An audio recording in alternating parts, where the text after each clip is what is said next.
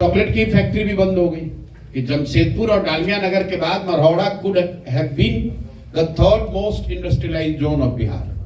जमशेदपुर और डालमिया नगर के बाद मरौड़ा इंडस्ट्रियल जोन के तौर पे डेवलप होना चाहिए था। वहाँ हेवी मशीनरी की इंडस्ट्री थी, बंद हो गई। वहाँ पर अब आपका चीनी मिल बंद हो गया, वहाँ पर मॉटन की फैक्ट्री बंद हो गई। वहाँ का सबसे बड़ा बिहार का डिस्टिलरी था, सबसे बड़ा। डिस्टिलरी की बात तो नहीं कर रहा हूँ क्योंकि शराबबंदी लागू है और आप लोग शराबबंदी के लिए ही वोट देते हैं। आप लोग मतलब यहाँ की जनता मिल को लेकर जन स्वराज अगर सत्ता में आते हैं तो क्या करेगी, क्या वादा करेगी सारण की जनता? कोई ऐसा वादा नहीं करेंगे जो आप वादा सुनते रहे हैं। हम लोग एक किसी पर्टिकुलर चीनी मिल के चालू करने को लेकर कोई मैं वादा नहीं कर सकता हूं, क्योंकि इस तरह का वादा जो भी करता है वो बिना सोचे समझे करता है। मरौड़ा चीनी मिल को अलग से पुनर्जीवित नहीं किया जा सकता है जब तक बिहार में इंडस्ट्रियल पॉलिसी को नहीं सुधारा जाएगा। चीनी मिलों को फिर से पुनर्जीवित करने का एक राज्यव्यापी कार्यक्रम नहीं होगा, तब तक एक मरौड़ा की चीनी मिल को सुधारा जा सकता है, बनाया जा सकता है, ऐसा नहीं संभव है। बगल में पूर्वी चंपारण में मोदी जी आकर बोले कि भैया ये चीनी मिल चालू करा कर इससे चाय पियेंगे तभी वोट मांगने आएंगे।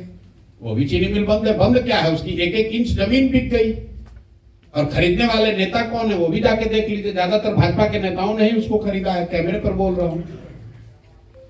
कहां मुद्दा है? और वहीं के लोग 7वीं बार भाजपा के सांसद को जिताए हैं। तो कहीं ना कहीं जो जन स्वराज की जो बेसिक बात है कि सुधार तब होगा जब जनता सुधार के लिए वोट देगी। कोई प्रशांत किशोर, कोई जन स्वराज, कोई भाजपा, जदयू, राजद नहीं सुधार कर सकता है जब तक जनता सुधार के लिए न सजग हो। क्योंकि आप परेशान हैं मरौड़ा चीनी मिल बंद होने से और उसी सांसद को, उसी विधायक को लगातार 3 बार, 4 बार, 5 बार आप जिता रहे हैं। पंजाब के लोग आकर तो वोट दे नहीं रहे। तो अगर मरौड़ा चीनी मिल विषय है तो उस पर वोट होना चाहिए। वोट होगा तो जो जीत कर आएगा, चाहे जनस्वराज जीत कर आए या दूसरा दल जीत कर आए, वो मरौड़ा चीनी मिल को चालू करने के लिए संघर्ष भी करेगा, उसके लिए बात भी करेगा, क्योंकि वो जानता है कि इसी चीज पर मैं जीत कर आया हूं। अभी तो लोग जाति पर जीत कर आए हैं तो जाति की बात कर रहे हैं। अभी तो राम मंदिर पर जीत कर आए हैं तो राम मंदिर की बात कर रहे हैं। अभी 5 किलो अनाज पर जीत कर आए हैं तो 5 किलो अनाज की बात कर रहे हैं। सर, बिहार मरौड़ा में आपने जनसभा किया है जी। पब्लिक का कैसा रहा? भाई पब्लिक एक मिनट इनका जवाब दे ले। बोलिए आप। मरौड़ा में आपने एक बयान दिया है कि जो लोग छठ में आपके बेटे, आपके पति यहाँ आएंगे, दिसंबर में हम उसको जाने नहीं देंगे। क्या मास्टर प्लान है कि 4 करोड़ लोगों को रोजगार देंगे? बिल्कुल। पहली बात तो आप अपना आंकड़ा ठीक कर लीजिए। पहली बार मैंने ये नहीं कहा, पिछले 1-1.5 साल से मैं बिहार में ये कह रहा हूँ कि जो लोग भी इस बार छठ में वापस लौटेंगे वो उसकी संख्या 4 करोड़ नहीं है। कोविड में जब लोग इतने परेशानी में थे तो टोटल 25 से 28 लाख लोग वापस लौट कर आए थे। तो जो आकलन है कि करीब करीब 30 लाख लोग ऐसे हैं जो मजबूरी में, स्वेच्छा से नहीं, मजबूरी में यहाँ से पलायन जिनको करना पड़ा है। 8,000, 6,000, 10,000 रुपए के लिए वो लोग बाहर जाकर काम करते हैं। तो बिल्कुल ये जन स्वराज का वादा है। मैं रिपीट कर देता हूं कि इस बार जो छठ में लौटेगा, ये छठ बदहाल बिहार का अंतिम छठ होगा। जन स्वराज की सरकार बनेगी तो दिसंबर के बाद उन लोगों को वापस नहीं लौटना पड़ेगा। आपने कहा कैसे होगा, इसकी पूरी परिकल्पना, पूरा ब्लूप्रिंट हमने बताया है। पूंजी के पलायन को रोककर बुद्धि का पलायन रोका जाएगा और पूंजी और बुद्धि के पलायन रोकने से श्रम का पलायन रुकेगा। और एक उसमें और महत्वपूर्ण बात बताना चाह रहा हूं आपको। अगर आपको लगता है कि ये तो थियरी है तो अभी आपके सबके सामने बता रहा हूं, बिहार सत्याग्रह आश्रम में अभी भी जाकर आप देख लीजिए और आपके जरिए छपरा के नौजवानों को ये न्योता भी दे रहा हूं। आप यहाँ से आइए, 5 दिन का वहां पर प्रशिक्षण लीजिए और आपको 5-6 हजार रुपए के मजदूरी के लिए कहीं नहीं जाना पड़ेगा। आने जाने का किराया भी जन स्वराज देगा। 5 दिन के रहना खाना प्रशिक्षण भी आपको जन स्वराज मुफ्त दे रहा है। जन स्वराज की सरकार बने न बने, चुनाव हो तब हो, चुनाव से पहले मैंने इस बार संकल्प लिया है कि 1 लाख बच्चों को, रिपीट कर देता हूं, 1 लाख बच्चों को जन स्वराज अपने खर्चे पर प्रशिक्षित करके 4, 5, 7, 8, 10 हजार रुपए कमाने की स्थिति में ला देगा। और ये काम हम लोग पिछले 1 महीने से वही कर रहे हैं। और मैं चाहता हूं कि आप किसी बच्चे को जिसको आप जानते हो, जिसने 12वीं कम से कम पढ़ाई करी है, जिसको स्मार्टफोन चलाने की समझ है, वो उसका नाम नंबर दे दीजिए, हमारे यहाँ फोन करके वो आ जाए। आने जाने का मैं रिपीट कर रहा हूँ, आने जाने का बस भाड़ा, ट्रेन भाड़ा भी दूंगा, रहने खाना और प्रशिक्षण 5 दिन का मुफ्त। 6वें दिन से वो काम पे लग जाएगा और 16वें दिन उसके अकाउंट में पैसा आ जाएगा। लेकिन काम कहाँ से उपलब्ध होगा ये बतलाएं। अब काम कहाँ से उपलब्ध अभी जो आप मढ़ौरा से होके आ रहे हैं जी, तो वहाँ काम 1 मिनट। अब देखिए, आपका अपना नजरिया है कि काम कहाँ से उपलब्ध होगा। काम मैंने क्या कहा, टेक्नोलॉजी से होगा। आप YouTube चलाते हैं, आप तो यूट्यूबर हैं या पत्रकार हैं तो YouTube चलाते होंगे। YouTube क्या बेचता है? YouTube ने तो छपरा में आकर सीमेंट का दुकान नहीं खोला है। बिहार और इंडिया में YouTube ने अपना ऑफिस खोलकर स्टील और छड़ बनाने की फैक्ट्री नहीं लगाई है। क्या बेच रहा है? फिर भी देश भर के जितने बिजनेसमैन हैं उनसे ज्यादा पैसा YouTube के मालिकों के पास है। तो दुनिया में सुनो तो भाई, बहुत सारे ऐसे रास्ते हैं जिसके जरिए आप 5, 7, 8, 10 हजार रुपया कमा सकते हैं। जो कॉल सेंटर, 1 मिनट रुकिए भैया, एक तो आप समझना नहीं चाहते हो। आपने सवाल पूछा है कैसे दे रहे हैं नौकरी, हम कह नहीं रहे कि दे देंगे, दे रहे हैं। अभी आप भेजिए लोगों को। आप सुनते हैं कि देश में लाखों लोग कॉल सेंटर के जरिए नौकरी पाए हुए हैं। तो हम यहाँ पर बच्चों को क्या ट्रेनिंग दे रहे हैं कि कैसे वो घर बैठे रूरल कॉल सेंटर चला सकते हैं। कॉल सेंटर चलाने वाले को 15,000 20,000 रुपया मिल रहा है दिल्ली गुड़गांव में।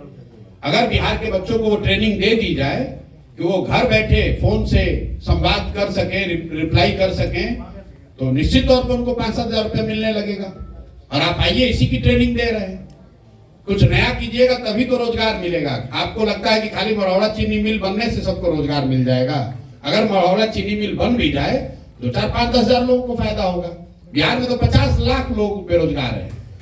तो हम लोग वो बात नहीं कहते जो यहाँ पर पहले से कही जा रही, हम आएंगे सरकारी नौकरी दे देंगे। कैसे दे दोगे सरकारी नौकरी? 78 साल में टोटल बिहार में नौकरी मिला है 23.25 लाख लोगों को। आंकड़ा याद रखिए, चपरासी से लेकर मुख्य सचिव तक टोटल 23.25 लाख लोग ही बिहार में सरकारी नौकरी करते हैं। मतलब परसेंटेज टर्म में हुआ 1.97%। 2% लोगों को आज तक 78 साल में सरकारी नौकरी मिला। नेता लोग आकर कह रहे हम सरकारी नौकरी दे देंगे सबको।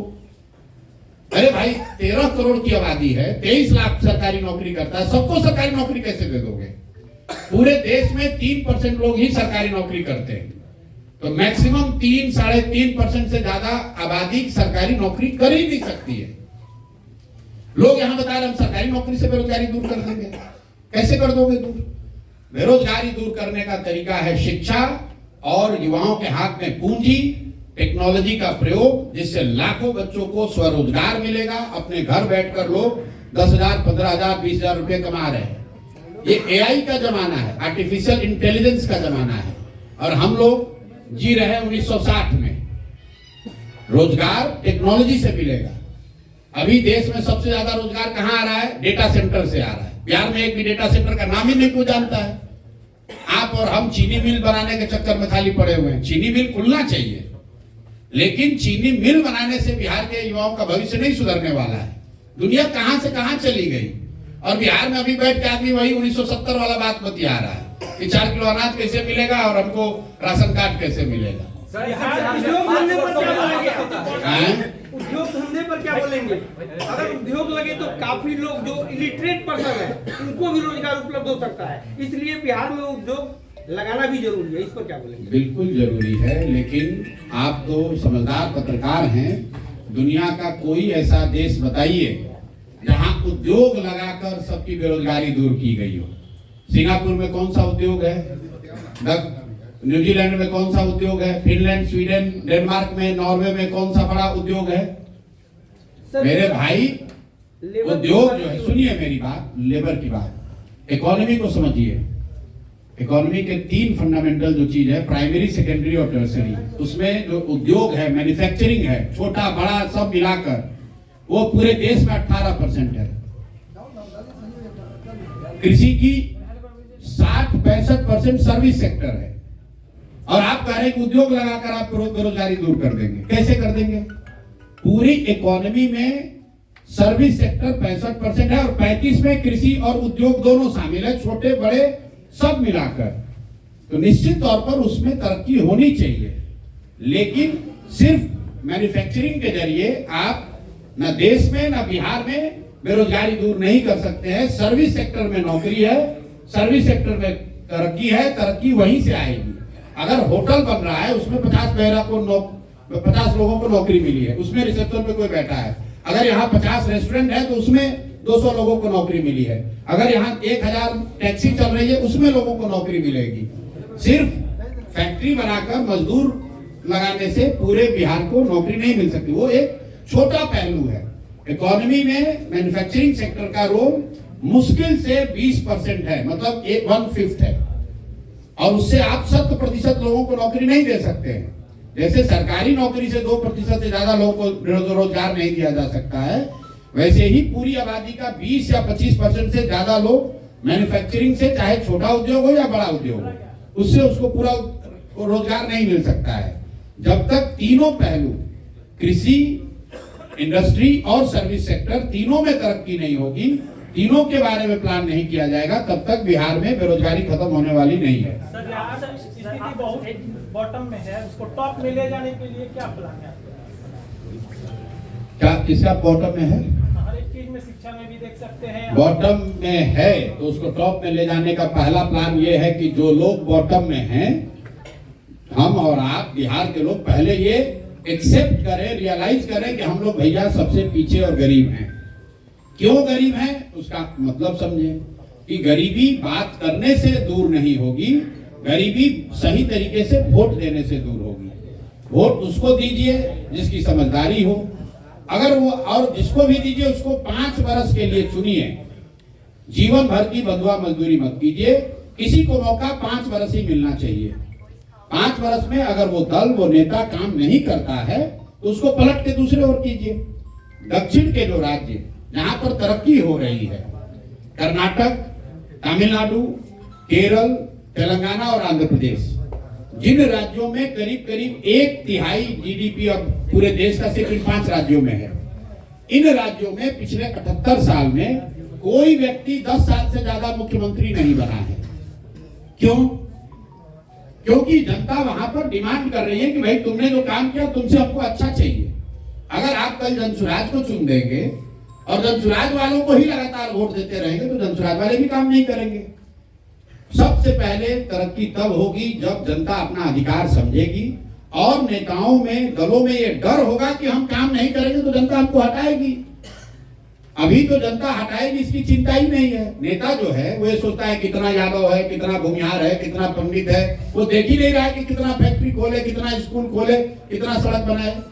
चुनाव लड़ने के लिए उसको मालूम है लोग जाति पर वोट देंगे, तो वो स्कूल की चिंता क्यों करे, फैक्ट्री की चिंता क्यों करे। मैं आपको बता रहा हूं कि मरौड़ा चीनी मिला बता रहे हैं बहुत बड़ा जख्म है, और आप लोग, सब लोग, हम लोग मिलकर जो लोग मरौड़ा चीनी मिल को बंद कराए उनको वोट दे रहे हैं, जो लोग मरौड़ा चीनी मिल खोलने का गलत वादा किए उन्हीं को वोट किए जा रहे हैं। तो कैसे सुधार होगा?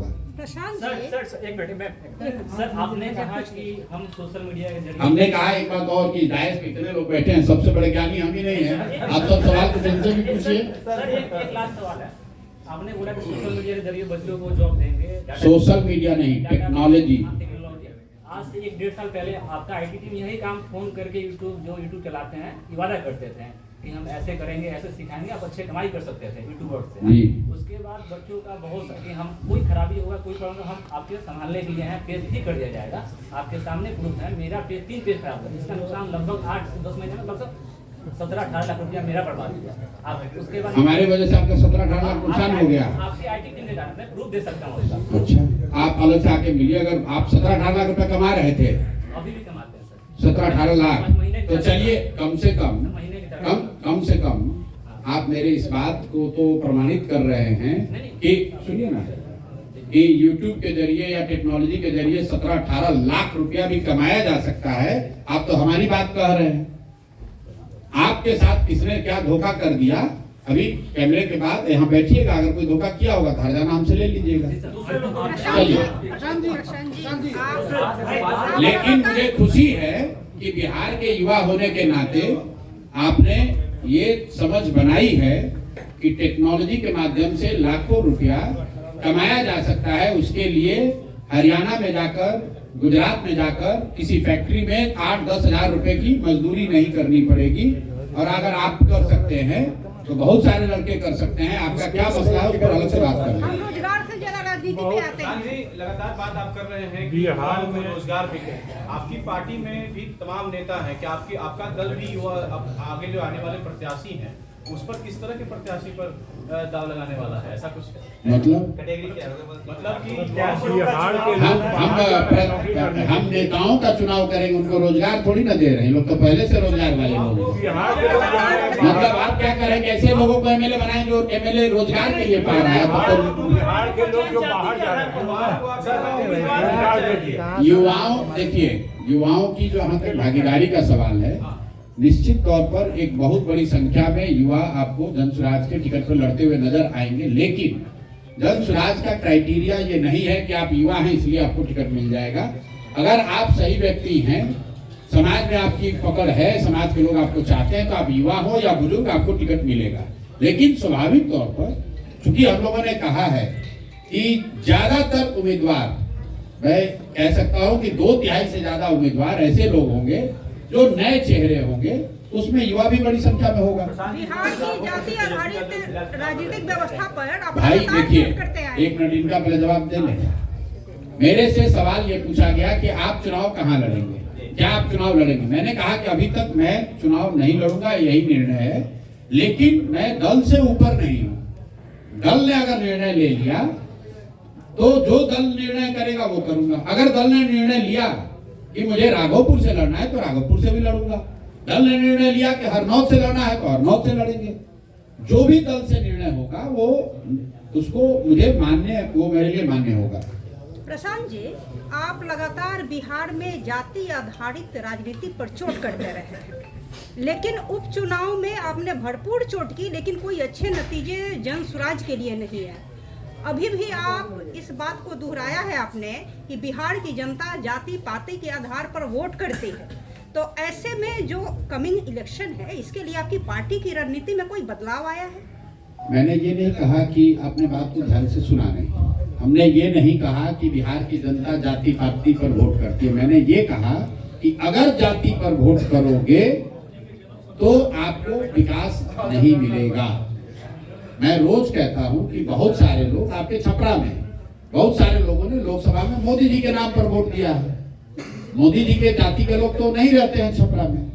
तो मैं ये नहीं मानता हूं कि हर व्यक्ति जाति पर वोट देता है, लेकिन आप जाति के लिए वोट दें या 5 किलो अनाज के लिए वोट दें या मंदिर के लिए वोट दें या हिंदू मुसलमान के नाम पर वोट दें, जिस चीज के लिए वोट देंगे वो चीज आपको मिलेगी। ये बात जन स्वराज बता रहे हैं, हम लोग बता रहे हैं कि आप अपने बच्चों के पढ़ाई रोजगार के लिए वोट दीजिए, वो भी आपको मिलेगा। रह गई बात आपने कहा उपचुनाव की, तो 2-3 बात आप समझ लीजिए।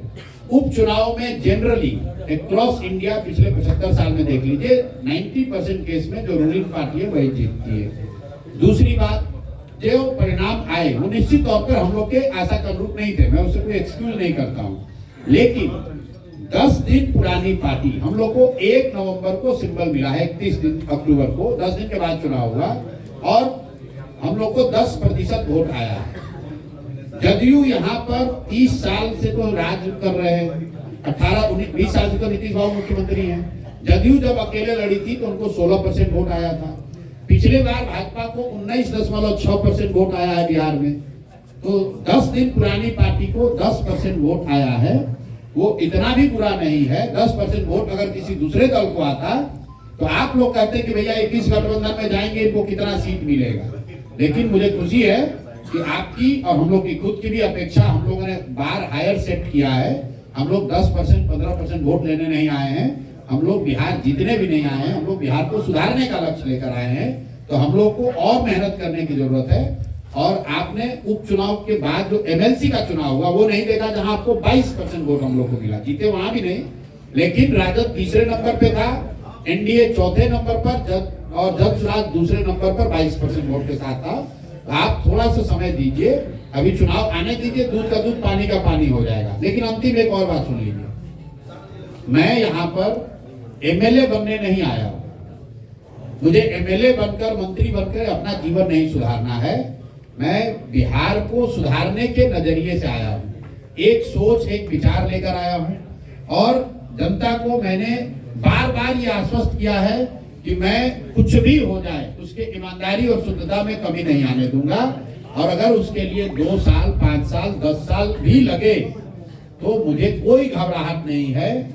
मैं बिल्कुल पीछे हटने वाला नहीं हूँ। कोई भी जब आप बड़ा काम लेते हैं तो स्वाभाविक तौर पर उसमें अच्छे दिन भी आएंगे और कुछ झटके भी लगेंगे। लेकिन आज जनसुराज इतनी बड़ी ताकत है, इतनी बड़ी ताकत है कि कोई भी दल बिना जनसुराज की बात किए हुए अपने चुनाव की परिकल्पना नहीं कर सकता है। ये आपको भी मालूम है। बिहार में बेरोजगारी बहुत ज्यादा है।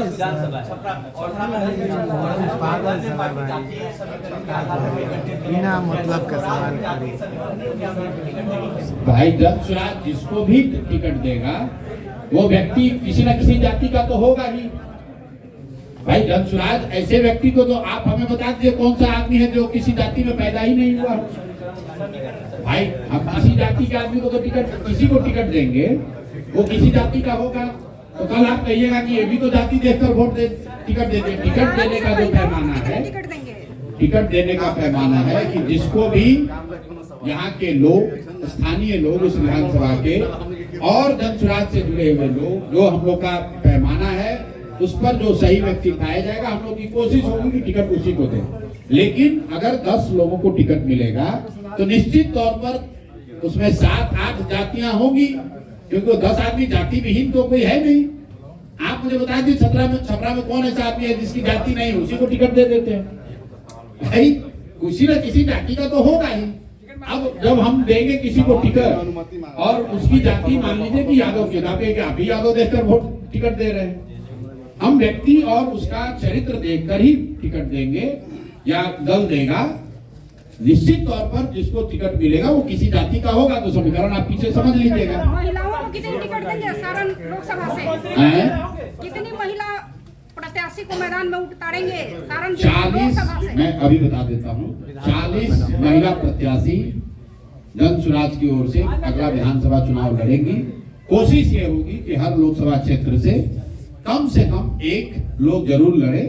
तो लेकिन ये संभव है कि किसी लोकसभा क्षेत्र में एक भी ना हो, किसी लोकसभा क्षेत्र में 2 हो। लेकिन 40 महिला प्रत्याशियों को टिकट देने का वादा जनसुराज ने किया है, उस पर हम लोग कायम रहेंगे। 1-2 ऊपर नीचे हो सकता है, लेकिन मोटे तौर पर 40 प्रत्याशियों को उतारा जाएगा। मेरे भाई, अभी तो आप कह रहे हैं कि हमारा कोई वजूद ही नहीं है जनसुराज का। अभी तो आप कह रहे हैं कि आपको तो कोई वोट ही नहीं मिलेगा। तो भाई पहले जीत जाने दो, जीतने के बाद हम आपको भी बुला लेंगे छपरा से और आपके सामने बैठ के सारे विधायक बता देंगे कौन मुख्यमंत्री होगा। अगला मुख्यमंत्री बिहार का कौन होगा, ये इसका जवाब दे सकते हैं। अगला मुख्यमंत्री जो भी हो नीतीश कुमार नहीं होंगे, ये लिख लीजिए। और अगर एक मिनट रुक जाइए भाई, अगर इस पर गलती हो तो बिल्कुल मेरा गर्दन पकड़िएगा। किसी भी हालत में नीतीश कुमार अगले मुख्यमंत्री नहीं होंगे और इसके लिए कोई आपको बहुत गणना करने की जरूरत नहीं है। बिल्कुल लॉजिकल बात है। अगर एनडीए को यहाँ सफलता मिलती है तो उस सफलता में निश्चित तौर पर भाजपा नीतीश कुमार से ज्यादा सीट जीत कराएगी। तो वो नीतीश को तो फिर बनाएंगे नहीं, और अगर एनडीए जीती नहीं तो भी नीतीश नहीं बनेंगे। तो आप इतना तो लिख ही सकते हैं कि नीतीश कुमार नवंबर के बाद बिहार में नीतीश कुमार मुख्यमंत्री नहीं होंगे। कौन होगा वो अभी तय होना बाकी है। सभा चुनाव को लेकर कई पार्टियां जो है बिहार में अपनी अपनी योजनाएं हैं, जैसे माई बहन योजना, कई पार्टी नहीं, सुनिए ना, ऐसा है कई पार्टियों ने नहीं, आपके पार्टी द्वारा क्या बता रहे हैं कि एक दल जिसके नेता हैं माननीय तेजस्वी यादव जी, उन्होंने माई बहन योजना जारी की।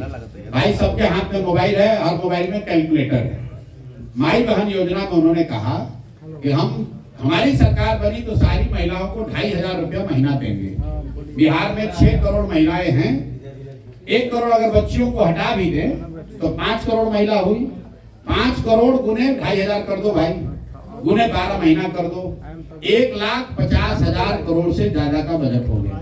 बिहार का योजना बजट कितना है? टोटल बजट है 3 लाख करोड़, उसमें योजना बजट है करीब करीब 1 लाख करोड़। तो 1 लाख करोड़ अभी जो आया है बजट 2 दिन पहले, 1 लाख करोड़ में वो 1.5 लाख करोड़ रुपया की योजना कैसे चला देंगे, ये तो भाई हमारे समझ से परे है। वो आपको बता देंगे तो आप हमको बता दीजिए कि साहब जब बिहार का बजट है 1 लाख करोड़ तो आप 1.5 लाख करोड़ रुपया कहां से दे दीजिएगा। और इतना बड़ा ज्ञान अभी आप 1.5 वर्ष पहले उप मुख्यमंत्री थे तब क्यों नहीं आया था? माँ बाबूजी आपके 15 साल मुख्यमंत्री रहे तब क्यों नहीं आया था? भाई साहब अभी डोमिसाइल पर विधानसभा में हंगामा कर रहे थे। टीचरों की जो बहाली हुई उसमें आधे से ज्यादा यूपी और मध्य प्रदेश के लड़के बहाल हुए। बहाल करते समय शिक्षा मंत्री कौन था? चंद्रशेखर यादव राजद के। उप मुख्यमंत्री कौन थे? महाविद्वान तेजस्वी यादव जी। तो भाई तुम्हारे रहते डोमिसाइल गलत डोमिसाइल नीति की वजह से 60% से ज्यादा शिक्षक यूपी और मध्य प्रदेश के बहाल हो गए। आज विपक्ष में आए तो हल्ला मचा रहे हो। तुम्हें किसने रोका था डोमिसाइल उस समय लागू करने के लिए? ये तो विशुद्ध तौर पर ठगने की बात है। आपने कहा कि आपकी क्या योजना? भाई हम लोग इतनी बड़ी बात नहीं कह सकते हैं, हम लोग 5 बात कह रहे हैं। पहली बात, बच्चों के लिए 15 साल से कम उम्र के बच्चों के लिए पढ़ाई की व्यवस्था की बात कर रहे हैं। और जब तक सरकारी स्कूल नहीं सुधरेगा, क्योंकि एक दिन में सुधर नहीं सकता है, हम लोग की योजना के हिसाब से करीब करीब 5 लाख करोड़ रुपए का खर्च होगा अगले 10 वर्ष में, तब बिहार में शिक्षा व्यवस्था सुधरेगी। लेकिन जो बच्चे पढ़ने जा रहे हैं वो तो 10 साल वेट नहीं कर सकते हैं। तो धनसुराज ने ये कहा कि जब तक सरकारी स्कूल नहीं सुधरेगा तो आपके पास, गरीबों के पास, गरीब परिवार के पास ये विकल्प होगा कि वो चाहे तो अपने बच्चों को लोकल प्राइवेट स्कूल में पढ़ा सकते हैं, उसका फीस सरकार की ओर से भरा जाएगा। पहला घोषणा ये की है। दूसरी घोषणा ये की है कि जो लोग 5-10 हजार रुपए के लिए पलायन के लिए मजबूरी में गए हैं उनको साल भर में वापस यहाँ पर रख लिया जाएगा, उनको वापस जाने की जरूरत नहीं है। उसकी योजना भी बताई और आपको अभी बताया कि 1 लाख बच्चों को अपने खर्चे पर जनसुराज चुनाव से पहले ये करके दिखा रहा है। तीसरी बात हम लोगों ने कही कि मनरेगा को कृषि से जोड़ दिया जाएगा ताकि दिसंबर के बाद यहाँ के जो किसान हैं उनको खेती करने के लिए मजदूर मुफ्त में मनरेगा के तहत प्रदान किए जाएं। चौथी बात आपको कही गई, यहाँ जितनी महिलाएं हैं उनको स्वरोजगार के लिए सरकारी गारंटी पर, क्योंकि गरीब लोगों के पास गारंटी देने के लिए जमीन नहीं है, सरकारी गारंटी पर उनको लोन दिया जाएगा जिस पर ब्याज सिर्फ उनको 4% देना पड़ेगा। तो हम लोग अगर 4% देने का मतलब है कि 6,000 करोड़ रुपया में 1 लाख करोड़ रुपया का क्रेडिट लोगों को दिलाया जाएगा। 10% अगर सरकार, मान लो कि बैंक का ब्याज है, 4% पब्लिक देगी, 6% सरकार देगी, 6,000 करोड़ रुपया का खर्चा है, 1 लाख करोड़ रुपया लोगों को लोन मिलेगा स्वरोजगार के लिए।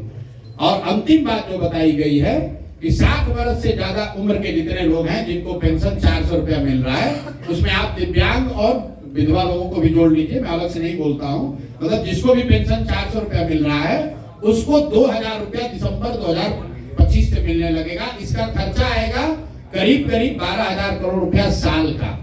तो हम सिर्फ योजना नहीं बता रहे हैं, योजना पर क्या बजट लगेगा और वो बजट कहाँ से आएगा ये भी बता रहे हैं।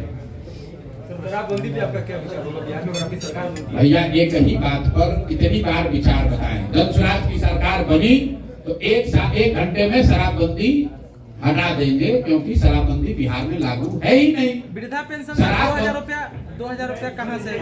अरे भैया 12,000 2500 रुपया तेजस्वी नहीं दे सकते हैं तो 2,000 वृद्धा पेंशन आप कैसे दे सकते हैं? मेरे भाई कौन से क्लास में आप गणित पढ़े हैं? यहाँ पर मैंने आपको गणित बताया कि महिलाओं को 2,500 रुपए देने का मतलब है 6 करोड़ महिलाओं को 5 करोड़ महिलाओं को देना पड़ेगा। 60 वर्ष से ज्यादा उम्र के कितने लोग रहते हैं बिहार में? 60 वर्ष से ज्यादा उम्र के कितने लोग रहते हैं बिहार में? 1 करोड़ से कम। तो दोनों में फर्क आपको नहीं समझ में आ रहा है भाई साहब? अमूमन मेरा सवाल है कि एक सुनो लो यार, पहले बात सुनिए आप। जी।